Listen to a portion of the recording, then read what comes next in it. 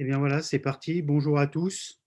Bienvenue sur ce premier webinaire en français concernant la présentation de la nouvelle plateforme de débitmétrie MINS. Je suis Christophe Sarzier, je représente la société Surginal, partenaire exclusif de la société MINS Health sur les territoires francophones.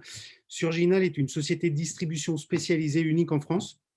Notre activité commerciale est essentiellement tournée vers les procédures diagnostiques et les procédures chirurgicales dédié à la santé pelvienne des femmes et des hommes. Je suis accompagné aujourd'hui par le docteur Sophie Hurel, urologue de l'hôpital européen Georges Pompidou de Paris. Le docteur Hurel va vous présenter pendant 15 minutes environ la débimétrie portative Hospiflow. Ce dispositif unique et innovant est déjà utilisé depuis bientôt 1 an dans le service du professeur Méjean. Sophie Hurel est référente dans ce service pour la prise en charge des patientes et des patients souffrant de pathologies fonctionnelles urologiques. Je vais tout de suite lui laisser la parole. Elle va vous faire une présentation détaillée sur l'utilisation du matériel Hospiflow et la réalisation des examens de débimétrie au sein de l'établissement. Sophie, je te laisse la parole. Merci Christophe. Donc, je remercie la société Surginal de nous permettre de réaliser ce webinaire afin de vous présenter justement ce débitmètre Hospiflow, qui est un tout petit peu différent des débitmètres qu'on a l'habitude de voir en urologie et dont, comme tu l'as dit Christophe, nous sommes équipés il y a 1 an. Et voilà, c'est pour nous un dispositif assez intéressant. Donc, on voulait vous faire partager un petit peu notre expérience, vous montrer un petit peu comment ça marche également. Et puis, bien sûr, on est disponible pour répondre à vos questions. Comme Christophe m'a déjà présenté, je ne vais pas le refaire. Je suis praticien hospitalier depuis 5 ans dans le service d'urologie et de transplantation de l'HEGP chez le professeur Mans. Je m'occupe plus spécifiquement de la pelvipérinéologie dans le service. Et donc, du coup, j'utilise pas mal de débitmètres. Donc, voilà, je voulais vous présenter ce dispositif médical. Alors, je vais partager mon écran. Voilà.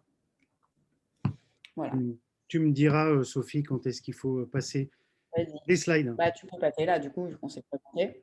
Allez, on peut passer. Alors, tout d'abord, je voulais vous dire juste un petit mot sur l'épidémiologie de la débimétrie en France et le principe. Donc, en fait, on n'a pas réussi à trouver exactement le chiffre de nombre de cabinets qui ont un débitmètre, tout simplement parce qu'il n'y a pas de codage CCAM en rapport avec la débimétrie. Le grand principe de la débimétrie, bien sûr, c'est d'explorer les troubles de la phase mictionnelle. Et c'est un examen pour nous qui va être de plus en plus routinier finalement. Vous allez voir pourquoi. Et c'est un examen qui, dans la plupart des indications, suffit si vous n'avez pas à l'interrogatoire d'antécédents neurologiques, par exemple, qui peuvent vous faire suspecter des troubles de la contraction vésicale, qui, dans ces cas-là, nécessiteraient bien sûr un bilan urodynamique complet et une cystomanométrie afin d'étudier la contraction vésicale. Alors, quels sont les praticiens concernés par ces examens? Ce sont bien sûr les urologues, donc ça je vais en parler, mais les urologues ils sont quand même assez habitués à utiliser la débimétrie. Mais maintenant, je pense que nous allons avoir de plus en plus de gynécologues qui vont avoir besoin de s'en servir, et également les chirurgiens pédiatres qui s'en servent déjà, bien sûr, dans le cadre des bilans urodynamiques chez les uropédiatres. Mais vous allez voir pourquoi ce débitmètre peut être intéressant en plus d'une machine d'urodynamique complète. Tu peux passer. Alors, une débimétrie, ça c'est assez standard, hein, ça vous donne une courbe qui vous définit un volume par un temps. Ça vous permet de déterminer s'il y a une obstruction sous-vésicale, en l'absence bien sûr d'hypocontractibilité vésicale, mais si vous en suspectez une, ça vous permet aussi de l'objectiver. Et en fait, le principe de la débimétrie, c'est de reproduire la miction dans des conditions les plus physiologiques possibles par rapport à ce qui se passe finalement à la maison. Elle est valable pour un volume uriné suffisant, c'est-à-dire chez l'adulte plus de 150 millilitres. Et vous avez une courbe en cloche avec une phase ascendante et une phase descendante. Un Qmax qui est variable en fonction de l'âge. C'est-à-dire chez l'homme, on dit que le Qmax est supérieur à 15 minutes secondes si on a moins de 60 ans et aux alentours de 15 minutes secondes, un Qmax normal chez un homme de plus de 60 ans. Chez la femme, on a des valeurs bien sûr beaucoup plus fortes, enfin beaucoup plus importantes du fait de l'absence de résistance au niveau de l'urètre et de la longueur de l'urètre. Donc, on est plutôt aux alentours de 30-35 millisecondes si la débimétrie est normale. Tu peux passer. Alors, je vais vous parler bien sûr un peu d'hypertrophie bénigne de prostate, même si bien sûr je ne vais rien vous apprendre sur le sujet. Le but de la débimétrie dans cette indication, c'est de confirmer l'obstruction sous-vésicale et donc de valider votre indication chirurgicale et de choisir la bonne option bien sûr avec votre examen clinique et votre toucher rectal. Le bilan qui est recommandé actuellement par les urologues lorsque vous prenez en charge une hypertrophie bénigne de la prostate, c'est bien sûr l'interrogatoire, l'examen clinique et le toucher rectal, un score IPSS qui est assez rapide à faire en consultation, une bandelette urinaire plus ou moins un ECBU, et vous voyez la débimétrie RPM fait partie de ce bilan initial avant prise en charge médicale et bien sûr chirurgicale chez les urologues. Le bilan biologique avec le PSA et la créatininémie sont optionnels avant traitement médical, mais recommandés avant traitement chirurgical. Et l'échographie de dépistage du haut appareil urinaire est également recommandée avant traitement chirurgical. Ces recommandations, donc les recommandations européennes qui datent de 2015, place également, vous voyez, la débimétrie finalement au centre du plan de traitement de votre patient atteint d'hypertrophie bénigne de prostate, avec une débimétrie avant traitement médical, comme vous le voyez ici, mais également traitement chirurgical.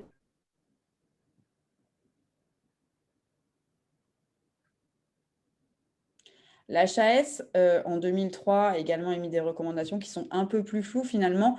En gros, si le patient ayant une hypertrophie bénigne de prostate est pris en charge par son généraliste, la débimétrie n'est pas obligatoire. Et pour eux, c'est un examen optionnel pratiqué en milieu spécialisé, c'est-à-dire en milieu urologique. En revanche, l'Association française des urologues et plus spécifiquement le comité des troubles mictionnels a placé la débimétrie et le résidu post-mictionnel. En fait, j'en parle parce que bien sûr, ça va ensemble, parce que ce que vous allez coter lors de votre consultation, c'est l'échographie de la mesure du résidu post-mictionnel. Et donc, l'AFU a placé la débimétrie et lors du bilan initial de prise en charge de l'hypertrophie bénigne du prostate et bien sûr avant traitement chirurgical. Alors maintenant, je vais vous parler un peu plus des nouveautés, à mon sens, notamment la place de la débimétrie dans l'incontinence urinaire. Je pense que de plus en plus de praticiens vont devoir utiliser la débimétrie, notamment les gynécologues qui pratiquent la mise en place de bandelettes sous-urétrales prothétiques. Parce que comme vous le savez, le matériel prothétique et notamment les bandelettes sous-urétrales sont actuellement dans l'œil de l'HAS, avec la FDA qui, dans les pays anglo-saxons, a interdit l'utilisation de ces renforts prothétiques pour cure d'incontinence. Donc, ça veut dire qu'on revient au Birch que finalement, moi, j'ai pas connu, enfin très peu en tout cas, avec bien sûr des résultats du Birch qui sont quand même pas très stables dans le temps et pas très bons. Donc, heureusement, nous n'en sommes pas là en France, mais du coup, il y a un arrêté qui est paru le 23 octobre 2020 qui encadre la pose de bandelettes sous-urétrales en France pour du coup les urologues et les gynécologues qui, je le rappelle, sont finalement les plus gros poseurs de bandelettes sous-urétrales. Donc, je vais vous détailler un tout petit peu cet arrêté. En gros, il existe une fiche de RCP que je vous ai mis après dans les diapositives, qui a été produite par le CUROPF et qui a été validée très récemment par l'AFU et qui sera en ligne sur Eurofrance en téléchargement libre, qui permettra en fait, lorsque vous cochez toutes les cases, de valider votre bandelette sous-urétrale sur le même principe que, par exemple, vous validez en RCP vos instillations de BCG pour les tumeurs de vessie non infiltrantes. Donc, ce qui est nouveau, en tout cas les points qui sont vraiment appuyés, c'est que bien sûr, la rééducation périnéale doit être obligatoire avant toute pose de bandelette sous-urétrale. Le dossier doit être présenté en RCP de pelvipérinéologie avec une trace dans le dossier médical. Le matériel également que vous avez utilisé doit être tracé sur le compte-rendu opératoire, c'est-à-dire le type de bandelette et le numéro de lot doivent figurer sur le compte-rendu opératoire. La consultation post-opératoire doit avoir lieu dans le mois suivant la chirurgie et pas plus tard. Et le bilan paraclinique préopératoire comprend de façon obligatoire une débimétrie et une échographie RPM. Donc, je vais vous montrer cette fameuse fiche un petit peu en avant-première. Et vous voyez, donc, il y a bien sûr les antécédents. Donc là, si vous cochez non à tout et vous mettez la rééducation avec la date, voilà, vous êtes dans les bons critères. La profession, ça nous a semblé intéressant, en tout cas, quand on a rédigé cette fiche. Les symptômes, bien sûr. Le retentissement sur la qualité de vie, évidemment. L'examen clinique classique. Et vous voyez, la débimétrie rentre maintenant, c'est-à-dire que tout ce qui est en grisé est obligatoire. Et donc, la débimétrie rentre, bien sûr, dans l'évaluation de votre incontinence urinaire. Alors, l'urologie fonctionnelle, on sait tous, c'est une spécialité qui est un petit peu à risque sur le plan médico-légal, c'est-à-dire qu'en fait, pour l'hypertrophie bénigne de prostate, en dehors des complications de l'HBP qui font que vous avez des indications impératives de chirurgie, finalement, vous devez rendre un bénéfice aux patients et qu'ils se sentent subjectivement et objectivement mieux en post-opératoire qu'en préopératoire. Et moi, je trouve que c'est intéressant d'avoir une débimétrie dans votre dossier médical parce que ça vous permet d'avoir une preuve écrite et objective, finalement, de l'obstruction sous-vésicale. Pour ce qui est de l'incontinence urinaire d'effort, vous l'avez vu, je vous l'ai montré, maintenant, c'est obligatoire à cause de BSU. Et moi, j'utilise aussi beaucoup la débimétrie dans le dépistage de la dysurie post-opératoire, c'est-à-dire chez vos patientes qui vous disent oui, j'ai plus de fuite, mais vraiment ma façon d'uriner et mon comportement mictionnel est différent en post-opératoire. J'aime bien dépister de façon précoce cette dysurie pour éviter l'hyperactivité de novo qu'on peut avoir sur une bandette qui serait trop obstructive. Alors aujourd'hui, la débimétrie, qu'est-ce que c'est? C'est un petit peu la débimétrie de l'ancien temps, c'est-à-dire que c'est la chaise-peau. Donc, vous voyez, ça ne ressemble pas vraiment à votre toilette, avec une position d'uriner qui n'est pas forcément confortable et pas forcément physiologique, donc qui ne va pas forcément vous reproduire exactement le comportement mictionnel que vous avez à la maison.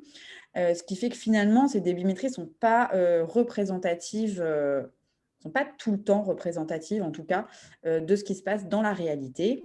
Vous avez effectivement des patients qui sont qui ont du mal à initier leur miction parce qu'ils voient l'appareil, ils voient la chaise-peau, et du coup, ils ont une inhibition un peu psychologique là-dessus. Et par ailleurs, cette chaise-peau, vous ne pouvez pas la bouger dans votre service, c'est-à-dire que vous avez une pièce dédiée pour faire votre débimétrie et que si, par exemple, vous êtes dans la pièce à côté, vous ne pouvez pas forcément l'utiliser. Donc, ce n'est pas très pratique.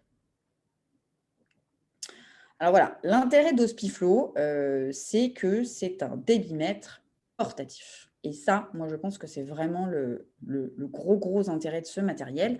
C'est-à-dire qu'en fait, c'est tout petit. Après, on vous a fait un film un petit peu pour vous présenter comment ça marche. Mais en gros, votre débimètre, en fait, il est là. Vous voyez, cette espèce de disque. Vous avez le réservoir et le système qui vient se clipser sur n'importe quelle toilette. Donc ça, c'est très, très pratique parce que vous n'avez pas besoin d'avoir un local dédié pour faire votre débimétrie. Vous pouvez le prendre et très, très facilement le bouger sur un autre toilette. Donc, en gros, c'est pratique quand En termes de surface, vous n'avez pas la surface pour avoir une pièce uniquement pour les débimétries. C'est pratique aussi si vous êtes un petit service et que vous voulez vous partager le débitmètre, par exemple avec les gynécologues ou les chirurgiens pédiatres. En tout cas, je trouve que ça facilite la débimétrie. Et pour les pédiatres qui ont des biens aérodynamiques qui sont assez compliqués, donc bien sûr que les pédiatres ils ne pourront pas se passer du reste du bilan aérodynamique, mais par contre, dans le suivi de leurs patients ou lorsqu'ils suspectent un trouble et ils veulent avoir une preuve, eh bien, vous voyez, il peut tout à fait se mettre sur un pot d'enfant, ce qui permet à l'enfant d'avoir une miction, on va dire, dans des conditions classiques par rapport à ce qu'il fait d'habitude, plutôt que sur un toilette d'adulte qui va l'inquiéter et donc qui, du coup, va pas être représentatif de ce qui se passe, en fait, à la maison et dans la réalité. Alors maintenant, on vous a fait un petit film pour vous présenter exactement comment ça marche. Vous voyez là, donc là c'est ma salle de consultation, mon toilette. Je pose tout à fait le réservoir sur le toilette. J'ouvre, je mets le disque qui enregistre, il y a des piles à l'intérieur, et mon réservoir. Donc ça, c'est la fonction femme, et donc on urine assis.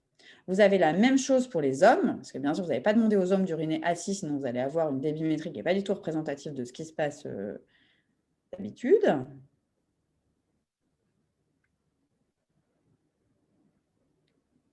Et là, votre patient peut tout à fait uriner assis. Donc ça, c'est le débitmètre, en fait, qui est étanche. Et vous voyez, ça a des piles normales, AA, là, et vous les changez quand il n'y en a plus.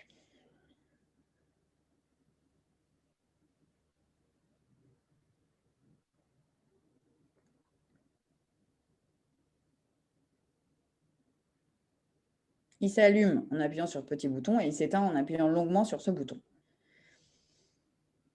Donc, vous le mettez, vous l'allumez, vous appuyez sur le bouton central, vous avez cette petite lumière verte, et là, il est prêt à enregistrer la débimétrie. Et vous l'éteignez en faisant une pression pendant 5 secondes.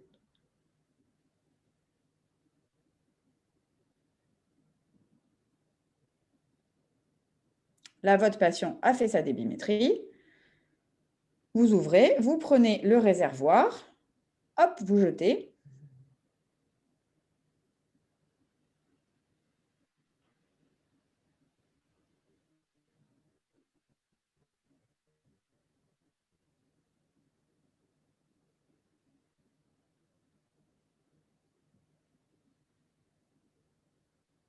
Pour le nettoyer, c'est très facile.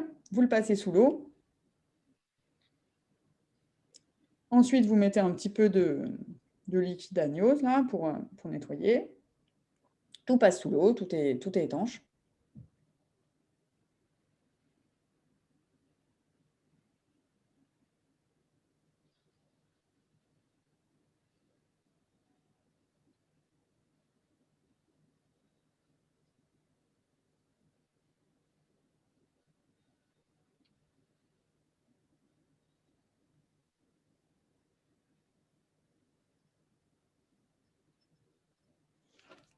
Tiens, quand c'est un petit peu long,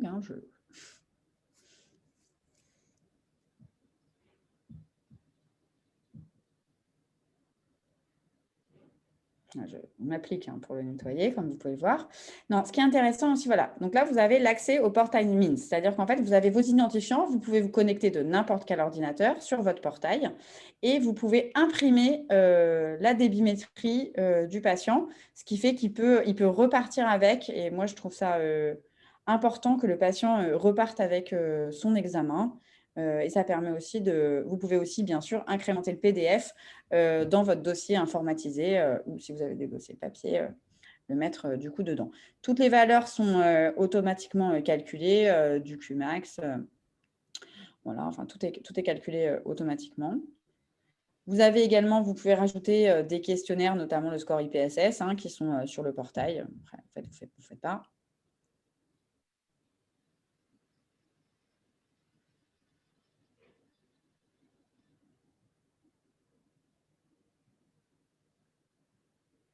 Donc pour moi, les avantages de ce système, il y en a beaucoup par rapport à un demi-mètre standard. C'est que vous voyez, la réalisation, elle est simple. Vous le posez, c'est très facile d'utilisation. Le système, il n'est pas encombrant, c'est-à-dire quand vous avez fini de faire des débimétries, bah, vous le rangez dans votre armoire et vous avez des toilettes classiques. Il est reproductible et notamment, c'est un système même qui peut s'emmener à la maison, c'est-à-dire votre patient peut faire des débimétries à domicile si vous voulez faire ce que j'appelle moi une sorte de holter de la débimétrie pour voir si par exemple au fur et à mesure de la journée son comportement mictionnel va changer. C'est un système qui est fiable. Nous, on l'a depuis 1 an. On n'a eu aucune panne de matériel. On a juste eu une panne liée à notre Wi-Fi finalement et au pare-feu de la PHP. Donc ça, je vais vous en parler quand même dans les inconvénients. Vous voyez, l'utilisation, elle est simple. Le lavage, il est simple. Vous le clipsez en 2 minutes, enfin même pas. Vous n'avez pas besoin, encore une fois, d'avoir un local dédié. Les calculs se font automatiquement. Vous pouvez, comme je vous l'ai dit, exporter le PDF de la débimétrie pour soit le donner au patient, soit le stocker dans votre dossier médical. Vous pouvez l'utiliser pour plusieurs services, comme je vous l'ai dit. Pas besoin d'acheter un débimètre pour chaque service. Et vous pouvez vous connecter en fait au portail MINS de n'importe quel ordinateur, même de votre téléphone si vous voulez. Chacun a ses identifiants et chacun a ses codes. Donc, ça vous permet d'avoir accès à la débimétrie de votre patient. Le coût, il est assez raisonnable, il est de 4 000 €. Enfin, après, voilà, c'est quand même un coût, on ne va pas se mentir, pour un examen qui, comme je vous l'ai dit, n'est pas coté. Donc, vous cotez en fait juste le bladder et la mesure du résidu post-mictionnaire. Alors, les inconvénients, il y a quand même, je vous dis, voilà, cette contrainte liée à la question du gateway et du réseau. Nous, on a une panne récemment, là, très récemment d'ailleurs, qui était due à une modification des pare-feux du réseau Wi-Fi de l'hôpital. Donc, il a fallu qu'on comprenne d'où venait la panne et qu'on appelle ensuite le service informatique de la PHP afin de résoudre le problème. Et finalement, ça s'est résolu assez facilement. Il y a une licence qu'il faut acheter pour avoir accès à ce fameux portail MINS. Donc, vous avez 2 options, c'est-à-dire soit vous rachetez la licence tous les ans, ou vous achetez une licence permanente qui est du coup beaucoup plus chère. Donc après, ça dépend de comment vous voulez amortir les coûts de votre débitmètre. Il faut quand même un toilette, même s'il ne faut pas un toilette dédié à la débimétrie, il faut que vous ayez quand même un toilette. Et vous avez des informations médicales qui vont sur le cloud. Alors, vous allez voir, c'est assez sécurisé. Là, je vais laisser Christophe intervenir parce que c'est vraiment sa partie. Mais voilà, ça peut faire peur à certains. Christophe, c'est à toi. Alors effectivement, le cloud, bon, c'est un avantage pour beaucoup parce que vous n'êtes du coup pas dépendant du fonctionnement d'un logiciel sur un ordinateur dédié.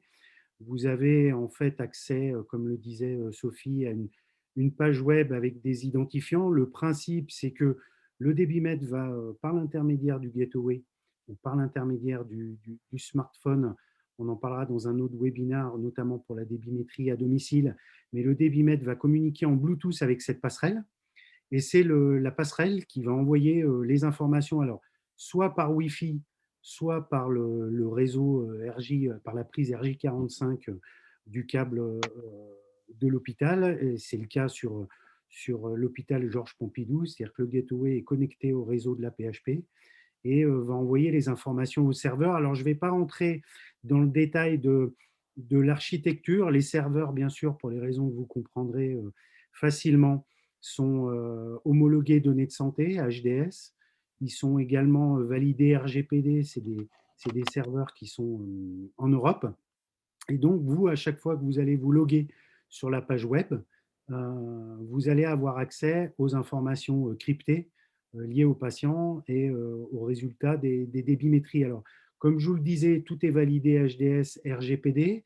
Vous vous connectez à des codes qui sont personnalisés, que vous personnalisez lors de la première connexion.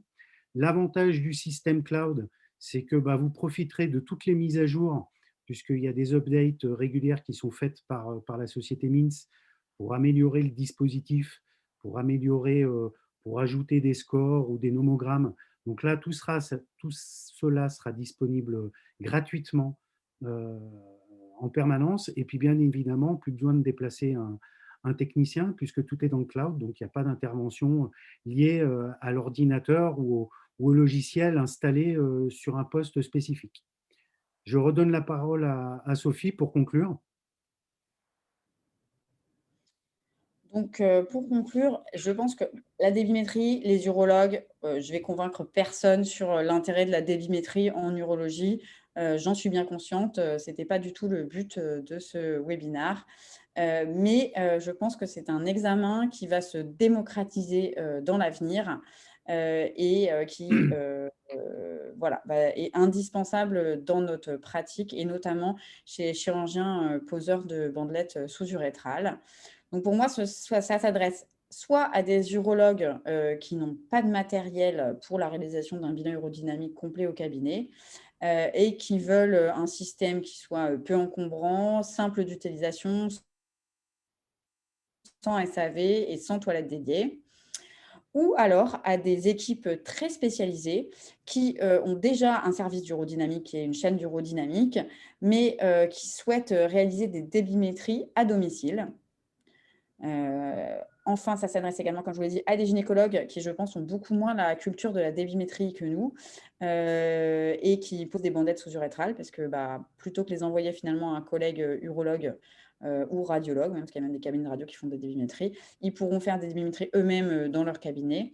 Et enfin, à des chirurgiens pédiatres pour leur permettre d'avoir un accès facile parce qu'ils ont finalement des délais en général très très longs pour réaliser des bilans urodynamiques.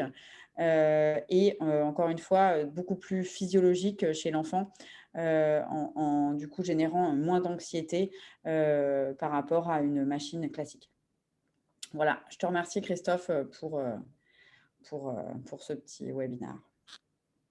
Eh ben, Sophie, merci encore à toi pour l'organisation de ce webinaire. C'était tout à fait clair. Alors, n'hésitez pas à consulter notre site internet www.surginal.com si vous souhaitez avoir des informations complémentaires. Bien évidemment, ce premier webinaire en français a été enregistré. Donc, vous pourrez le visualiser à nouveau sur les réseaux, en particulier sur YouTube et LinkedIn. Si vous souhaitez des informations complémentaires, n'hésitez pas à nous contacter directement via le site. Et puis, nous reviendrons prochainement vers vous pour d'autres webinaires, notamment sur la débimétrie à domicile qui a été évoquée par le docteur Hurel, et puis sur un dispositif encore plus récent qui s'appelle le DiaryPot, commercialisé également par la société Mins, qui permet de la réalisation précise de calendriers mictionnels automatisés. Merci beaucoup à tous. Merci encore Sophie et à très bientôt. À bientôt.